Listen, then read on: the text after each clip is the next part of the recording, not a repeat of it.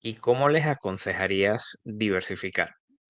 O sea, ¿qué puedes decirles Mm, de si estás empezando y obviamente hay que diversificar? Eso es algo que hay que dar por sentado para poder bueno, poner los huevos en diferentes cestas. mm, Pero, ¿en qué tipo de activos les aconsejarías diversificar? a ver, es que diversificar, lo dices que lo damos por hecho, pero hay gente que no lo tiene tan claro. Entonces es muy importante porque diversificar nos va a proteger. Es nuestro escudo ante las caídas grandes de tanto de una empresa en concreto que te puede quebrar. Estas empresas de calidad en los últimos Mm, 30 años a lo mejor han quebrado dos o tres. Si yo tengo ahí un ujú, 20% en una, hostia, menudo agujero. Ahora, si ujú, tengo un 5, bueno, un 5 es sí, asumible, ¿no? Entonces, es muy importante que se haga esa diversificación y que lo tengamos en cuenta. Ahora, ¿cómo lo haría yo? Primero, por un lado, en sectores. Es decir, que tengamos un poquito de todos los sectores. ¿Por qué? Porque si a ti te viene un evento como el COVID, por ejemplo, el tema de viajes o petroleras sufrieron muchísimo, lógicamente, con el mundo parado.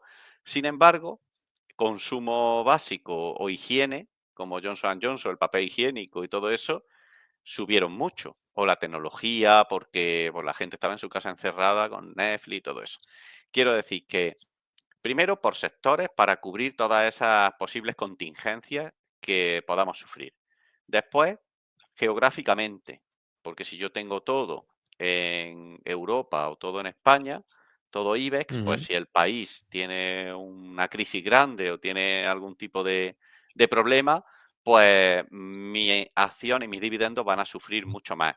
En ese aspecto, cuando llevamos empresas de verdad internacionales grandes, ellas ya se diversifican. Es decir, que si tú tienes las empresas más grandes del mundo, ellas mismas se van a diversificar por el ujú. resto de países. No hay que irse a invertir en China para que tus inversiones tengan algo de exposición a China, por ejemplo, ¿vale? Que yo China, por ejemplo, no invierto. Eso es Y lo que luego te iba a también, preguntar ahora, que si inviertes en China o en no, algún mercado emergente. no, ahora hablamos de eso. Cuando Vale, vale, termine te comento lo de China. Y disculpa. por último, en divisas. ¿Por qué? Ujú, Porque si tú tienes tu divisa base en nosotros, por ejemplo, es el euro, en este caso. Entonces, yo tengo que tener una base grande en euros. Me guste más o me guste menos. ¿Por qué? Porque yo vivo en euros. Entonces, si yo tengo todo en dólares, Estados Unidos, los reyes del dividendo, todo ese rollo. Muy bien, pero ahora a ti ujú, se te pone en contra.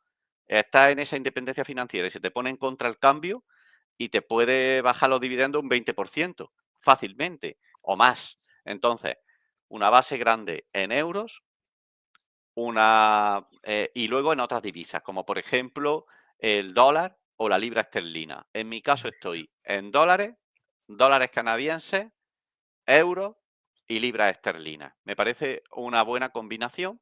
Así me afecta bien o mal, porque también te puede subir el dividendo, ojo, el cambio, pero no va a ujú. ser tan grave al tener una base en euros. Y respecto a los mercados en sí, pues mira, yo considero que no merece la pena invertir en mercados que tienen una retención en origen altísima.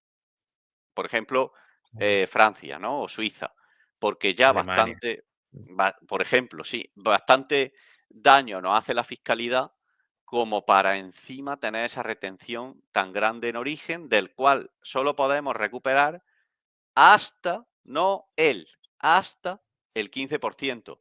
Porque cuando nosotros en renta pedimos la doble imposición, es una deducción. Entonces, Ujú, no es seguro que te den ese 15. De hecho, a mí me sale un 12, un 13 y puede salir menos. Tengámoslo en cuenta. Si encima no es un 15, sino que es un 36, pues tenemos un problema, ¿vale? 36 más 19, ¿qué me queda? ¿Entiendes?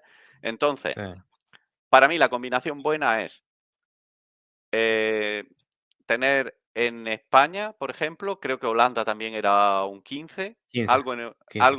algo en Europa, Reino Unido, retención en Ujú, origen cero, cero. muchas empresas ofrecen de RIP, que puedes cobrar en acciones, y luego Estados Unidos, que la retención, si haces la documentación, que eso ya ING te lo hace, Interactive Brokers también, la Ujú, retención es un 15 del cual vas a recuperar la mayor parte. Entonces, me parece que esa combinación es la ideal y es la que yo llevo. Ojalá sean lógicos y se está hablando mucho y hay un proyecto por ahí de que se cobre, de que se iguale Comunidad Económica Europea, se iguale y podamos no tener retención en origen o que esa retención sea baja, ¿no? En países de la ujú. Unión Europea, entonces abriría mi cartera pues a Francia, Alemania, que hay Sí, muy sí, buenas empresas, pero sí, sí, sí. no me gustan por eso. A mí me, Mm, me da lástima, por ejemplo, no invertir en Nestlé, claro. que desde Mm. siempre le he tenido el ojo puesto, pero es que haciendo Suiza es que te mata. Efectivamente, y lo que me has preguntado de China, no me gusta China y no invierto en China. ¿Por qué? Porque en un país en el que el gobierno puede de manera unilateral coger una empresa y quedársela, cerrarla, expropiarla, veo que no hay una seguridad jurídica suficiente como para que yo ponga mi dinero ahí. Además, no compramos las empresas directamente, ellos no permiten que compres su empresa directamente. Compramos una especie de empresa pantalla, llamémoslo así, que participa de los beneficios de la empresa matriz china y ese acuerdo no lo conocemos. Es totalmente opaco.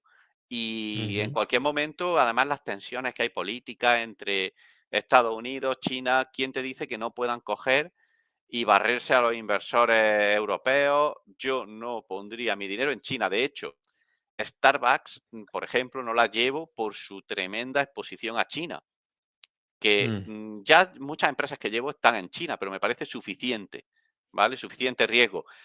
Un ejemplo lo tenemos, ¿qué pasó con Rusia? Se tuvieron que ir muchas empresas de Rusia. ¿Y quién te dice que tal y como están las cosas, mañana no se tengan que ir de China? Si ya llevan las propias empresas chinas, pues fíjate.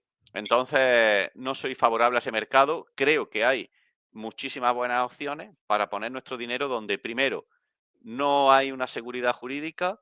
Segundo, no te quieren. Si no te dejan comprar las empresas, no te quieren realmente así, allí. No se fían de ti. Pues yo no me fío de ellos. Así es. haces bien. Mm, Vale, vamos a hablar ahora de un poco más de perspectiva del mercado y ciertas mm. oportunidades.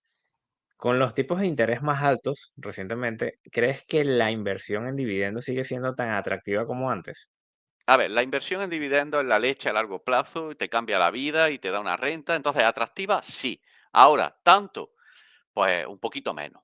¿Qué quiero decir con esto? Que ahora, desde mi punto de vista, te puedes permitir tener más liquidez al 3 y pico por ciento en fondos monetarios que hay y tienes una buena Ujú, rentabilidad, tienes ahí tu liquidez guardado y si hay una buena bajada de un sector o de una empresa que sea interesante, coges y sacas de ahí y puedes invertir más de golpe. Entonces, sigue siendo muy atractivo, pero creo que nos da la posibilidad de tener un poquito más de liquidez rentabilizado desde ese punto de vista. Pero realmente la estrategia también es buena, sigue siendo buena.